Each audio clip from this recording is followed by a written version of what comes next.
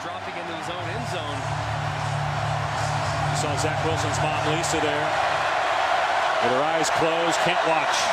Either that or in deep prayer on 2nd and 18.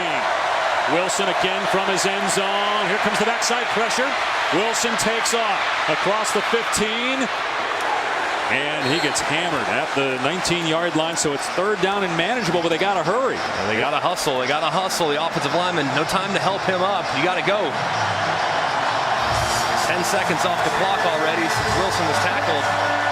Way too slow in their operation. 3rd down and 6. Snap the ball. Wilson throws it deep. Oh my goodness, receiver wide open, caught in Tennessee territory. Simon inside the 30. Clock is running down. He's tackled at the 16 with 7 seconds left. The clock will stop to reset the chains, and then BYU will have to get up there and spike the ball. But how did the receiver Simon get that open? They're over the ball, and they. If I'm them, I'd continue to try to run the ball up inside with my big running back, Tyson Williams. Yep, it's Williams. Pushing toward the end zone, and no signal yet. Now there it is, touchdown, BYU wins, and an absolutely horrific, gut-wrenching loss for the Tennessee Vols, who had it with about 30 seconds left in regulation. But it's just different. It's just totally different. You might as well be in different leagues, not conferences, different leagues. Best coaches, best rosters, talent level. I mean, those coaches ever been down here in the Deep South? How do they even know? How do they even know what it's like to have to go win in these stadiums? Like the SEC, it's like week after week after, like you're going to get beat on. Like the Big Ten, you ain't going to get beat on with like you got to score 7 points to beat Iowa. You got to score 7 points to beat Iowa. One of the greatest measuring sticks for a college football program is their ability to find, develop, and create consistent NFL talent. It was a trademark of the Nick Saban Alabama Crimson Tide and one of the biggest reasons that recruits flocked to his program during his coaching reign. This has also been a general trend with many of the schools that make up the Southeastern Conference. Many talking heads and SEC shills point to the amount of draft picks they have every year as the reason for the national consensus to be that they are the best conference still. In my opinion, the amount of draft picks is not so much an indication of their superiority as a conference, but more an indicator of the laziness and inability of NFL scouts and NFL team front offices to do their job. Consistently, there are only a few positions that the SEC can boast as being clear-cut, head and shoulders above other conferences in NFL player production. Defensive linemen, running backs, wide receivers, and cornerbacks are positions where the athletes from Louisiana, Georgia, Florida, and Texas consistently shine on the NFL stage. But I would not say that they hold a monopoly on these positions, and I would definitely not say that a team should just pick a player of their ranks over a player from another conference for the sole reason that they played in the SEC. I believe that football talent is more complicated than that, and I believe there's no better school that exemplifies the consistency, cultural stability, and player development needed to create awesome NFL talent than the BYU Cougars. There are only 2 names that can possibly be chosen to headline the most recent string of amazing BYU football translating to NFL success. Those names are Puka Nacua and Fred Warner. Just take it from the players that they play against every Sunday. Only 6 current receivers were voted higher than Puka Nacua in the last vote of the NFL Top 100 players voted on by the players. Even more impressively, only 1 linebacker was voted higher than Fred Warner, and it was a designated edge rusher, TJ Watt. Only because of Fred Warner's injury-plagued 2025 will he be expected to take a hit in the 2026 round of voting. But there's no doubt that both Fred and Puka are in the top 2 in their respective positioning rankings.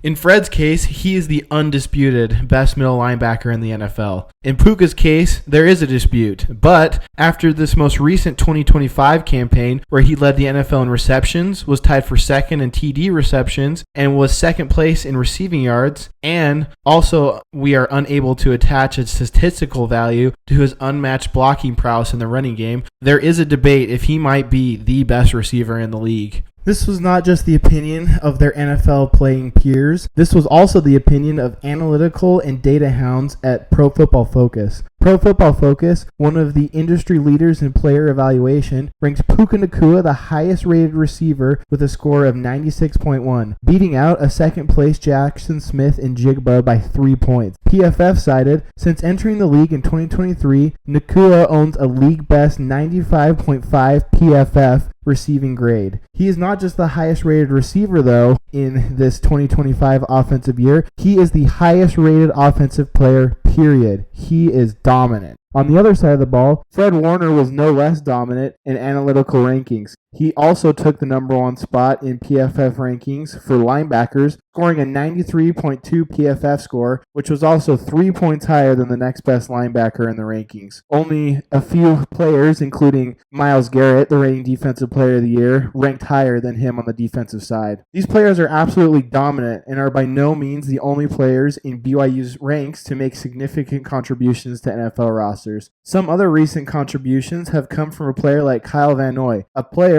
that has been critical in winning seasons of, most recently, the Baltimore Ravens and New England Patriots. As a member of the Baltimore Ravens, Van Noy was a lethal pass rusher in 2024, totaling 12.5 sacks, which was a career-high mark for him. This contribution helped put the Ravens atop the tough AFC North division and just one play away from forcing overtime against the Buffalo Bills and a shot in the AFC title game. Rewind back to 2019, Van Noy was a critical role player for the champion New England Patriots and was a game changer in the genius defensive scheme of Bill Belichick that held the number 1 offense to just 3 points in the biggest game of the year. Van Noy acted as the force player on New England's 6-man front, tasked with blowing up a sifting tight end on the Rams' bread-and-butter play-action game. Despite being unheralded at the time, his value was crucial to pulling off the upset championship win. Other players contributing to teams across the NFL include Tyler Algier, a new member of the Arizona Cardinals. He was an instant impact player for the 22 Atlanta Falcons, totaling 210 carries and a 1,000-yard season, and that earned him all-rookie honors and set the Falcons' rookie rushing record. Taysom Hill has also left an incredible and unique mark on the NFL. Taysom Hill is the only NFL player in the Super Bowl era to total 1,000 passing yards, 1,000 rushing yards, and 1,000 receiving yards, as well as being one of the 4 NFL players to total more than 10 rushing touchdowns, receiving touchdowns, and passing touchdowns. This is not even mentioning his 500 kick return yards, a kick return touchdown, 16 tackles, a forced safety, and a blocked punt. This guy has got to go to the Hall of Fame purely for just having such a unique career. He is the closest thing the NFL has to the crazy MLB stats, such as Shohei Ohtani and Babe Ruth pitching and hitting. Not saying he is at their level, but it's still an amazing contribution to a team, and in my opinion should end up in some form in the NFL Hall of Fame, where we can show the history of how unique it is to have a player play so many sides of the ball and make such a unique contribution. Players filling out role positions in the NFL currently include Kingsley Suamataia, a frequent player in the starting O-line of the Kansas City Chiefs, Blake Freeland, another player getting time on the Indianapolis Colts O-line, and Ryan Rico, a punter for the Cincinnati Bengals. Historically, BYU players litter NFL teams with their talent, specifically at the quarterback position. Steve Young headlined history with a Super Bowl MVP, and a regular season MVP. Jim McMahon led the iconic 80s Bears to a Super Bowl. Ty Detmer, Max Hall, John Beck, Virgil Carter, Mark Wilson, and Zach Wilson all were drafted onto NFL rosters, cementing BYU as one of the most productive quarterback factories that have fed into the NFL. Players like Austin Collie, Dennis Pitta, Vi Sikahema, John Tate, Chad Lewis, Brett Kiesel, Bart Oates, and Todd Christensen top the rankings of positional players in BYU to NFL history, each having been huge contributors to impressive and sometimes even Super Bowl winning NFL teams. Somehow, it has been kept a secret how much a team tucked away along the Wasatch Mountains has contributed to the ranks of the NFL. Despite spending stretches of time competing in quote-unquote lesser conferences and playing against poor talent, somehow BYU has not just some of the best players in NFL history, but now hold both the best positional players on the defensive and offensive side for the current NFL. With an amazing crop of players just drafted to the NFL and even more exciting players slated to suit up for the BYU Cougars this season and beyond, the NFL best be on notice. The 2 players dominating them each Sunday don't hail from the vaunted ranks of the SEC. They have emerged from the much slept on talent pool of the BYU Cougars.